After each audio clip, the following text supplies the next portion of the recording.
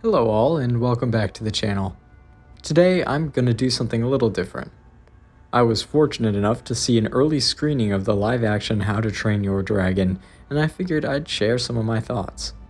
For this video I'm going to break it down into a few categories. First is loyalty to the original and or any embellishments made.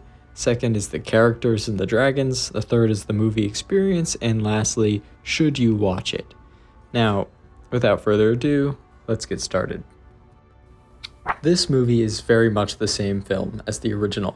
It follows the story beats and character arcs, which is a point of criticism for many regarding how necessary the film was to make, and there's an argument to that.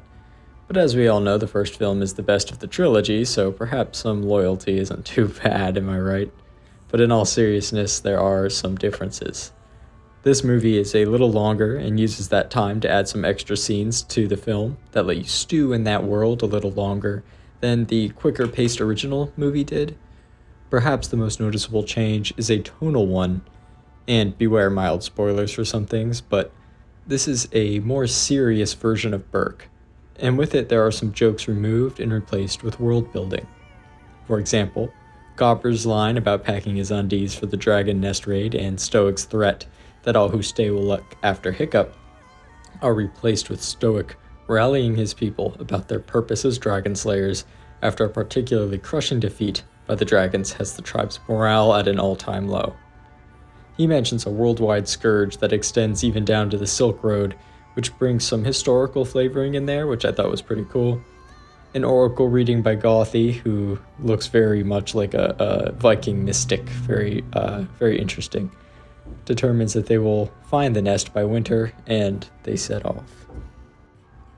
This world is more grim, and Berk is well equipped to fight dragons, with several contraptions made to both detect and combat them outside of Hiccup's normal inventions, and it's interesting to see this setting take a more serious tone after recent TV shows have kind of really leaned into like the baby TV territory where Toothless is practically teaching you his ABCs.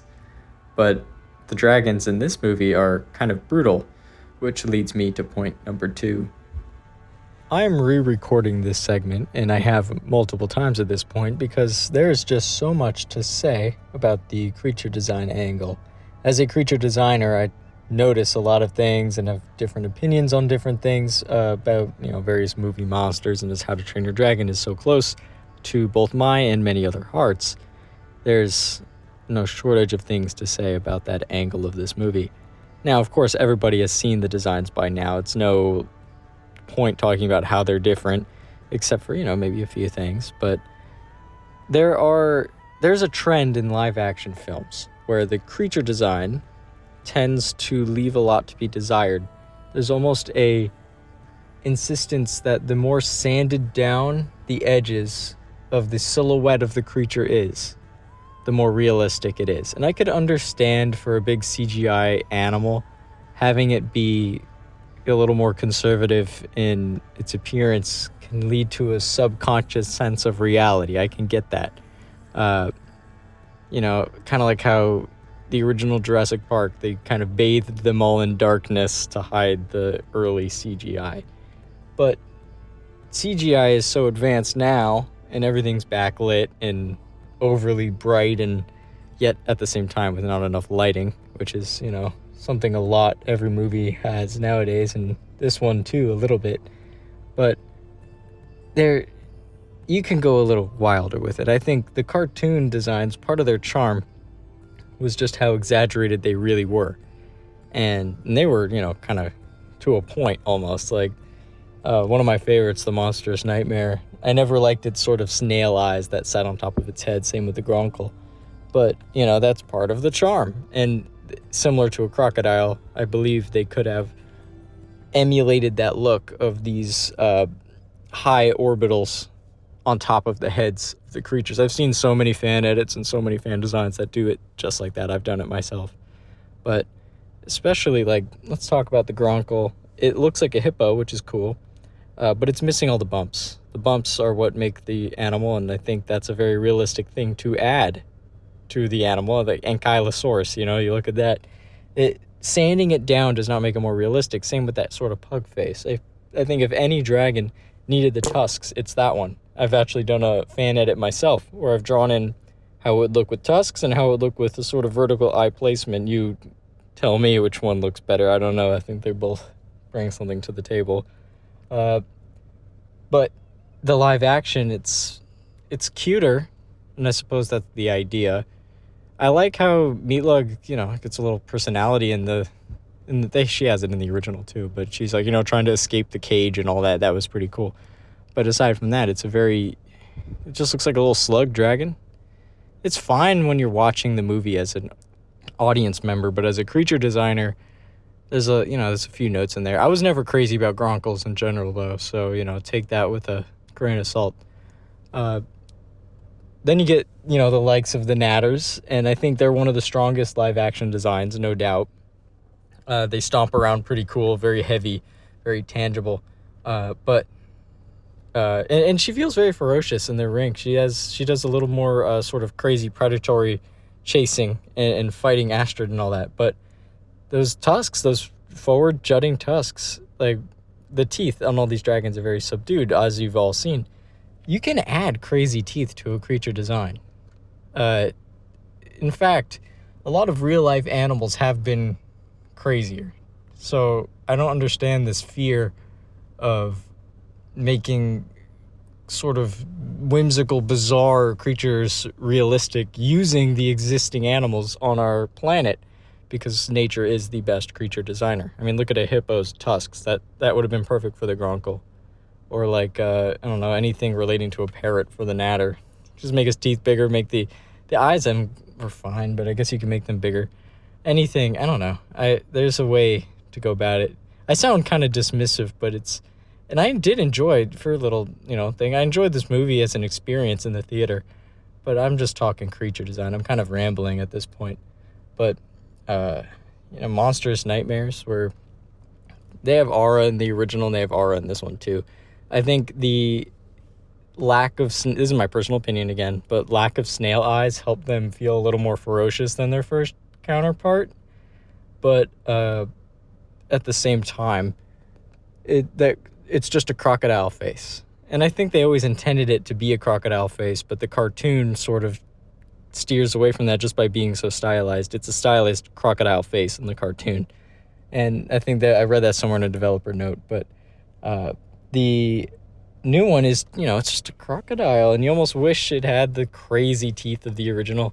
The fire looked cool, the stomping around looked cool, and it's undoubtedly one of the coolest of the live action designs, but it is black in the fin tail. It kind of looks like a House of the Dragon kind of dragon. It doesn't have the fin tail that the original does. I just wish it had some of that shapiness. So those wings, they're fine, but I think that's what I'm saying a lot, is it's fine. It's passable, it's enjoyable, but it's not very scintillating as a creature designer. The Skrill is in this movie. Now, this is a very candid video, if you've noticed. I usually have a script that I read off of, but this one, it's just me talking.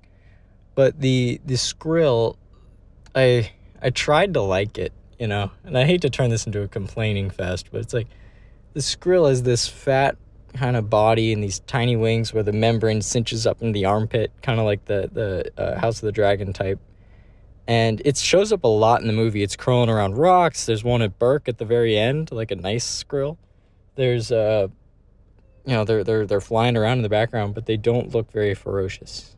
I do like that they note that the Skrill has serrated teeth, which is pretty cool. They're like, oh, it's for blood loss or whatever they say. But it just doesn't look ferocious. It's supposed to be what the Night Fury's reputation is as an actual dragon. But it's just has this tubby body. It's bright purple, and it's not very ferocious. That's my point on the Skrill. I'm actually redesigning a Skrill right now based on that exact reaction. It just doesn't feel as ferocious. It's mentioned a lot in the movie though, so Skrill fans would enjoy that. But they'll enjoy it up until the point where they actually see it, and then you go, oh, this looks exactly like the toy. Now, the Rumble Horn, you'd barely see it. Actually, Skull Crusher shows up at the very end in the back of a frame.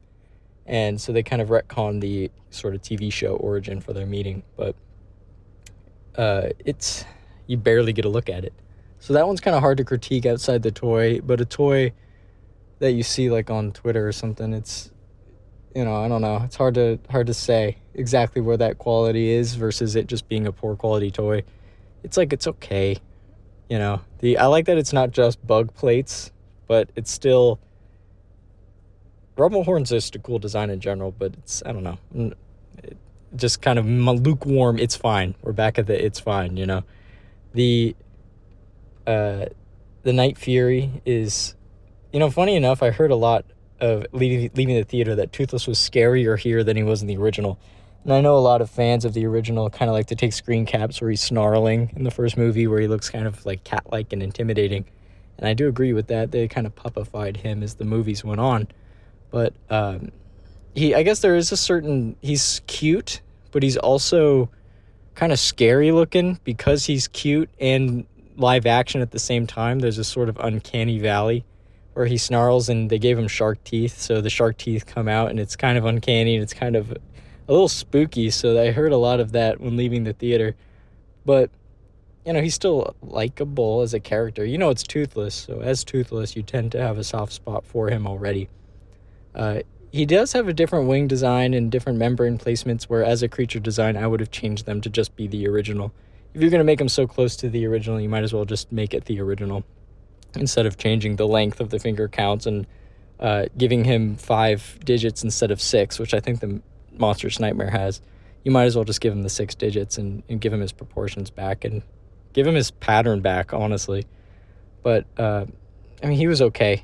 Toothless is always a charmer, but as a creature, you wish there was a little bit more. But he's probably one of the better ones depends the angle, right? Depends on the angle. Compared to How to Train Your Dragon 1 Toothless, he's not as engaging, but as his character's the same.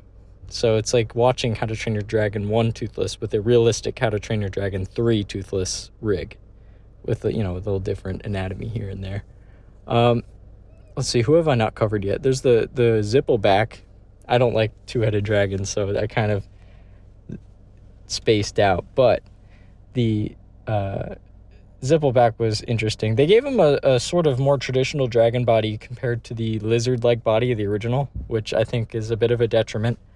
The original had a cool low slung thing. He had this orange stripe on his stomach. Very snaky, very wicked. And the new one's very turtle-like. Very traditional dragon body, and then a very turtle-like head. And, turtle, it's a cool source of inspiration, but maybe for a sturdier dragon as opposed to the snaky Zippleback. It does have the underbite. It's the only dragon with the underbite from the cartoon, but of course it's a subdued one. They move around fine enough. They actually describe Zipplebacks as ripping the legs off of their prey as sort of entertainment before they actually kill it, which is a very cool detail. There's a lot of cool, lore details like that in this movie. But then, you look at him and you're like, all right, well, I know you're going to be a pet in 5 minutes, so, raise the stakes a little bit. Speaking of, there was some interesting fighting in that first bit of the show, or bit of the movie, I should say, where the, Natters are using their intelligence to wall off Vikings with their fire, kind of triangulating them, things like that. They're all using their strengths. Gronkles are crashing into houses. I liked that aspect, but, Toothless looks like a comet, which was pretty cool. But, who have I not covered yet? There's probably one of them, right? Oh, the Red Death. Red Death has a very different design. Probably the coolest part about it is that its nose horn is really tall, so it looks like a rock when it's hiding in the lava. And so when the Gronkle, buzzes past it, the rock suddenly moves, and it's actually the Red Death's head. I liked that a lot. And the rows of teeth, of course. But again, it just has a natter head. But, here's my hot take, is that a lot of How to Train Your Dragon species have natter heads, like in the original cartoon. And these natter heads are squashed, kind of like the Thunderdrum is a natter with its head really squashed and stretched. The Skrill is a very skinny natter head. The Whispering Death is like a natter head with a little buzzsaw mouth. I can go on and on. Same with the nose horn. Every How to Train Your Dragon species has a nose horn except for Night Fury, which makes them look so different, I think. But, you know, it's just iterations of the same base that, you know, they slap some lore on and call it a day. Even all Stormcutter's different, but that's a movie 2 edition. I'm talking about the originals. But I mean, the multiple rows of teeth in the Red Death I enjoyed. Astrid's cutting her way through them. That was pretty interesting. It's a slower paced movie, which I liked. The first one on rewatch, it's very fast. You almost wish you had a little more time to sit among it, which I appreciated. But as it regards to characters, I'll just do this part quickly because I prefer the creature aspect. But the characters are probably the saving grace, right? Hiccup is cool. He has a lot of improv moments where he's kind of stumbling over stuff and being very awkward. I enjoyed that. Astrid has a actual personality outside of being the tough girl who's then suddenly the girlfriend. Stoic steals the show, though. He's tough. He's booming. It's like a second draft of what he initially did, which I appreciated. He really brought his all to this role. You could tell he had a lot of fun. I mean, Snotlout has a whole thing with his dad. It was very interesting. Volka's mentioned a few times. Now, I'm going to wrap this up by saying, should you watch this movie? I think if you're a fan of the series, go for it. Granted, I'm going in on... I watched it, and I'm talking as just an audience member, right? As a moviegoer, I had fun. I love this series. I liked seeing them move around again instead of rewatching the original movie. I felt like a new experience, kind of like the stage show. I enjoyed the novelty of it. I'll probably, on rewatches, I'll probably just go back to the original. But this was a fun way to reimagine the world. So I think if you have the spare few bucks, watch it. You know, I mean, if you're going to go in, I can't help but have a critical eye myself. But, you know, if you go in nitpicking, then I think you wasted your money. Because then you're just going to leave angry. So if you go in looking to have a fun time at the theater, then you'll have a fun time. Bring some friends, bring, you know, your parents. I'll be watching it with my mom when it officially comes out. And I think that will just be a nice little bonding time. It'll be very fun. I think the best thing that this movie has done was, as mentioned earlier, taking this franchise out from the grave of baby television and maybe a little more into the mainstream. And we'll possibly get some more series out of it, more content out of it. I know they're doing the sequel. Can't wait to then talk about, you know, the Stormcutter. But I've yapped for long enough. Let me know what you think down in the comments, because this is a very open discussion. I've been very critical of it, but I think there's something to enjoy with this film, regardless of, you know, your stance. I do think they should stop doing the live-action remakes, but I think we're too deep in that hole now, right? Anyway, well, thank you, everybody, for sitting and watching. If you stayed this long, thank you to my patrons for being amazing and letting me do all this stuff. I'll get back to my normal content very soon, and I'll see you in the next video.